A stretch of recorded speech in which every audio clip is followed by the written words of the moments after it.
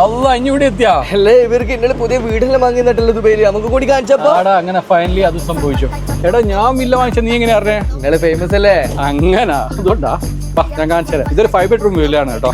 വാടാ കയറുക. ഇത് കയറി വരുമ്പോൾ തന്നെ ലെഫ്റ്റ് സൈഡ് എൻ്റെ ഓഫീസ് റൂമാണ്. പിന്നെ ഇതൊരു ഗസ്റ്റ് വാഷ്റൂമാണ്. റൈറ്റ് സൈഡിൽ ക്ലോസ്ഡ് കിച്ചണാണ്. വൈഫിന് വളരെ നിർബന്ധമാണ് ക്ലോസ്ഡ് കിച്ചൺ വേണം തന്നെ. അതിൻ്റെ കൂടെ നമുക്കൊരു അറ്റാച്ച്ഡ് മെയ്ഡ് റൂം ഉണ്ട് കേട്ടോ.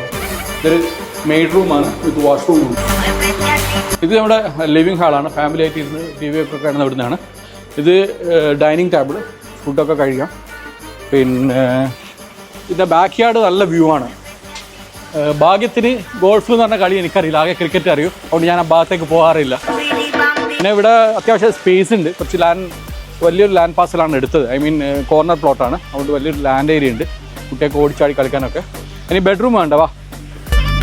ഞാൻ പറഞ്ഞില്ല 5 bedroom ആണെന്ന്. ഒരു താഴെ ഒരു ബെഡ്റൂമാണ് ഞാൻ ഓഫീസ് റൂം ആക്കി. ബാക്കിയുള്ള 4 bedroom മുകളിലാണ്. ഇതാണ് മുകളിലത്തെ ഒരു ബെഡ്റൂം. ഇത് കിഡ്സ് ബെഡ്റൂം ആയിട്ടാണ് ഉപയോഗിക്കുന്നത്.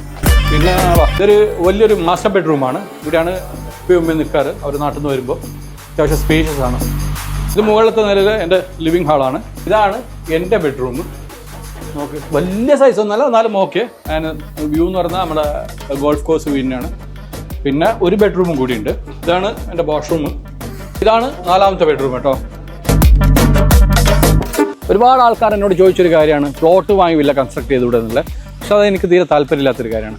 ഞാൻ പ്രിഫർ ചെയ്യുന്ന കമ്മ്യൂണിറ്റി ലിവിങ് തന്നെയാണ്. ഒന്നാമത് നമ്മളൊരു ഫാമിലി മാനാണ്. അപ്പം ഫാമിലിക്ക് ഏറ്റവും സേഫ്റ്റി ആൻഡ് സെക്യൂരിറ്റി എന്ന് പറയുന്നത് ഒരു ഗേറ്റഡ് കമ്മ്യൂണിറ്റിയാണ്. ഇതൊരു ഗേറ്റഡ് കമ്മ്യൂണിറ്റിയാണ്. അത് മാത്രമല്ല നമ്മളിപ്പോൾ ഇൻഡിപെൻഡൻ്റ് ആയിട്ട് ഒരു വില്ല കൺസ്ട്രക്ട് ചെയ്യുമ്പോൾ നമ്മുടെ ഫാമിലി എന്ന് പറയുന്നത് 4 compound വാളിൻ്റെ ഉള്ളിലായിപ്പോൾ. ഈ ഒരു കമ്മ്യൂണിറ്റി ആകുമ്പോൾ നമുക്ക് ഒരുപാട് ആക്ടിവിറ്റീസ് ഉണ്ടാവും, അമ്യൂണിറ്റീസും കാര്യങ്ങളൊക്കെ ആയിട്ട്. അത് നമുക്ക് യൂസ് ചെയ്യാൻ പറ്റും. നമ്മളെ കിഡ്സിന് 4 ബൗണ്ടറി വാളിൻ്റെ ഉള്ളിൽ കുടുങ്ങിപ്പോകില്ല. അവർക്ക് പാർക്സ് ഉണ്ടാവും, കമ്മ്യൂണിറ്റി സെൻറ്റേഴ്സ് ഉണ്ടാവും, ഒരുപാട് കാര്യങ്ങളുണ്ടാവും.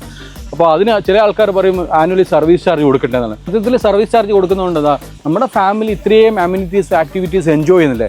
നമ്മൾ വില്ലക്കും ടൗൺ ഹൗസിനും നോക്കുകയാണ് വളരെ ചെറിയൊരു സർവീസ് ചാർജ് ദുബായിൽ വരുന്നുള്ളൂ. അപ്പോൾ എനിക്ക് മാത്രമല്ല നിങ്ങൾക്കും ഇവിടെ ഒരു ഡ്രീം ഹോം സ്വന്തമാക്കാൻ പറ്റും. അതും ഫ്ലെക്സിബിളായ പേയ്മെൻറ്റ് പ്ലാനിൽ നമുക്ക് നമ്മുടെ ഡ്രീം ഹോം ഇവിടെ ദുബായിൽ സ്വന്തമാക്കാം. അപ്പോൾ അതിനെപ്പറ്റി കൂടുതൽ അറിയണമെന്നുണ്ടെങ്കിൽ ഈ നമ്പറിൽ കോൺടാക്ട് ചെയ്യാം.